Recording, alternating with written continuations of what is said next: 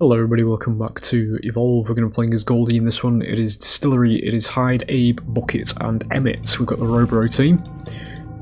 It is a white map, but we're going to do Tiger. Because for some reason this skin is actually one of my favourites. And I'm not usually somebody who really goes for the... I don't even know what you'd call it actually. It's not realism, but it's things based on real things, you know. But yeah, this team's quite good.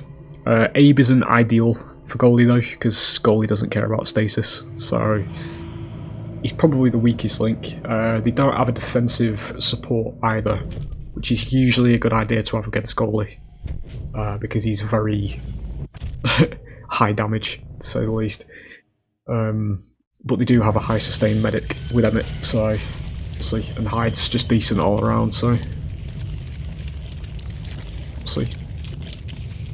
We'll go to the beach. If it's your first video, we say the piece. First and foremost, welcome. This is an ASIM. It is Evolve. Came out in 2015. We are currently playing as the monster, the power roll, and we are filling this little blue meter that's going to pop up as we eat wildlife and things that have been left behind by war. Once that fills, we'll be able to evolve and stage up. Basics of the game, you know? There is a sloth there, I was about to say. I didn't actually see that initially, it's fine. Voice might still be a bit quaky in places because I still do have a cold, but we're getting to the opposite end of it now, so... I don't want you, not yet anyway. I probably won't get that now anyway because I've just led them to it, so unless it walks off over there where it's going.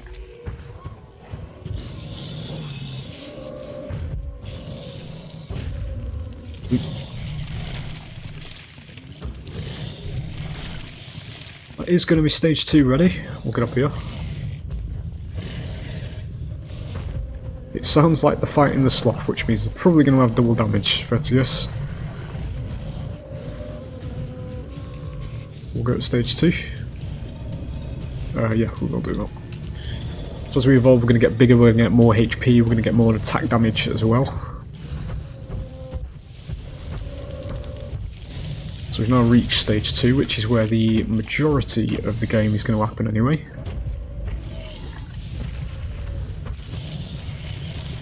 Did get both of them, nice. It's going to be more or less us armoured. It sounds like they're over that way somewhere. They actually have this sloth. Oh dear fucking lord. Okay, they've got the slowdown buff. This shit's actually really bad. Because I always discount this, but it stacks up over time. We do have the benefit of being goalie though, who is the fastest monster in the game, so... we might be alright. But basically what this buff does is it's essentially like having stasis permanently on you. Because every bullet that hits you is going to slow you down. We do get Abe though because he's out positioned. I've not got any armour now though. And potentially try and go for Emmett because we're not going to take too much damage against Emmett. Splash. It's actually especially good on Hyde as well because he's got his minigun, so he's got a lot of bullets to consistently keep on you. We are going to get out of there.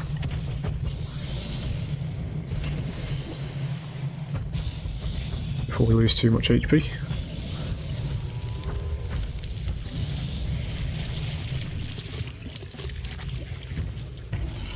I can't remember what monster I was playing as when I first had that used against me, but it was a fucking painful experience, I'll tell you that much.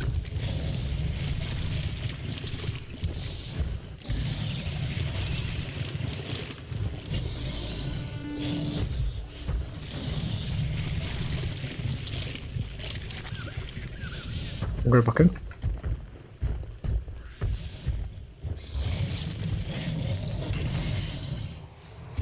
Need it.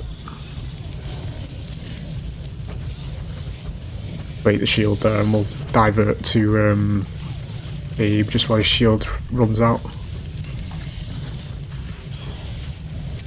Bugged? No, I'm not bugged, I just got stuck for some reason. Yeah. That's a cloak. Get fire on him, I'll be able to see where he is. Yeah, I lost him there. It's fine. Do a bit of a reset while I can get out.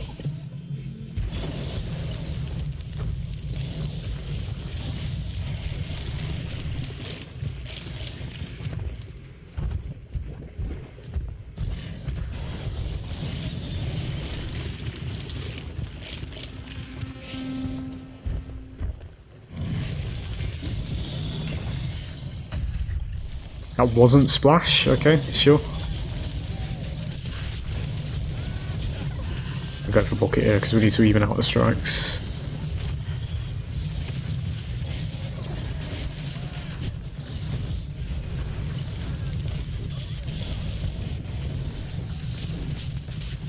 Dude, the fucking bounce, dude. Alright, that's fine. Good. We'll get out. That'll half HP. It's fine. I'm probably too close here actually, I was going to do it there. We'll go around the back. Yeah, definitely too close.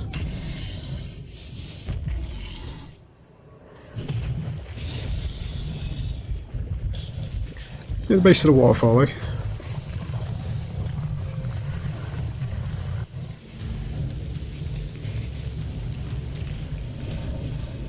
Max Flame Breath. Flame Breath's your primary damage dealer with Goliath.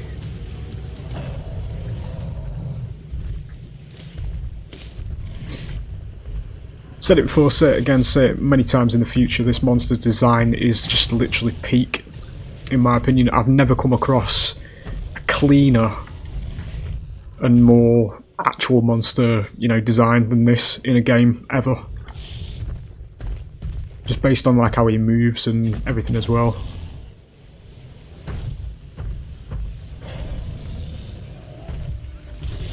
I guess we're having beetle shit for dinner. This is not much else. Okay, alright, we'll take you then. Thank you for serving yourself.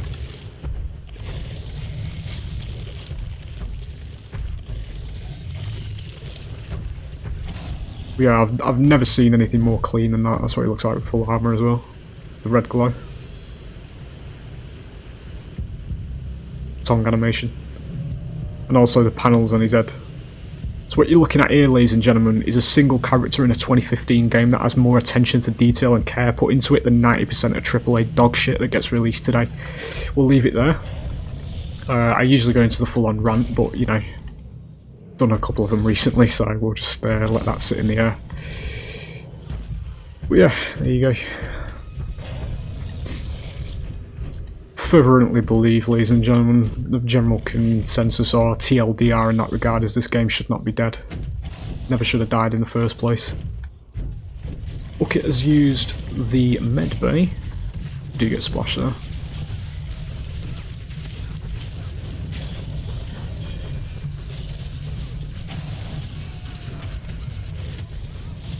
Right, okay, everybody's just removed the strikes, I think, because they've just gone through... Oh no, he hasn't, okay.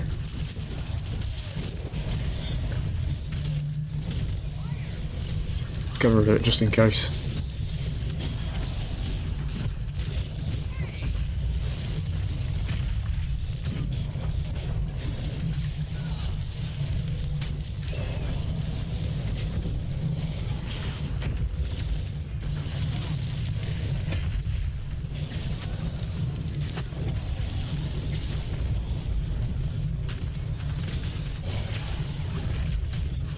Quite hit that. Did it that though?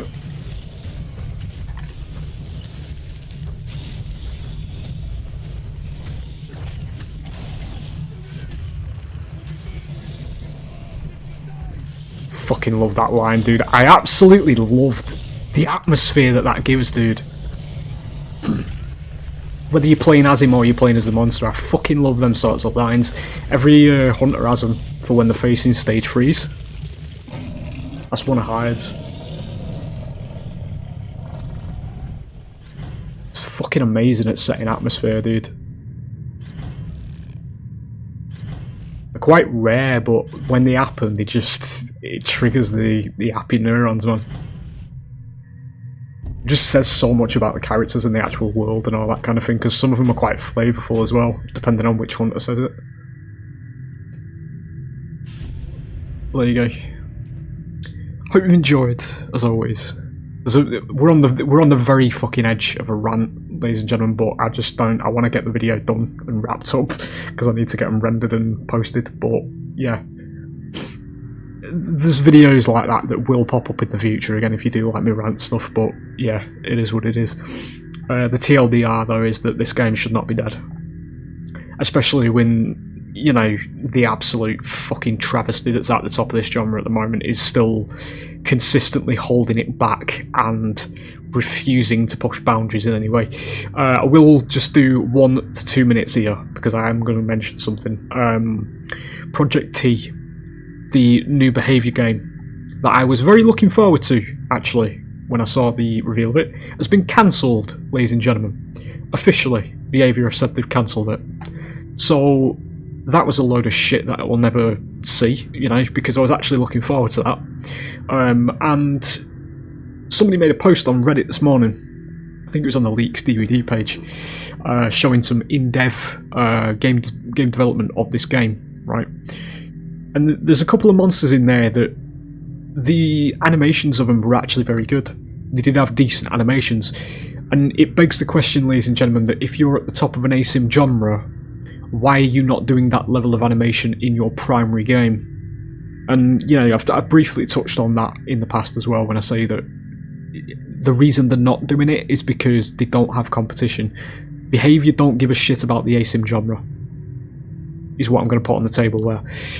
They only care about the actual IP that they've got, Dead by Daylight, right? With all the shit that they sell for it and all the monetization and all that shit that goes on with it these days, and actually pushing the game into a 3-month chapter update schedule, which is why whenever chapters come out, they're always just rehashes of recent ones or moulded together and all that kind of shit, you know? There's never actually any sort of new ideas, strictly. I mentioned this previously in a video as well. I think it was yesterday, when we did the Rant video.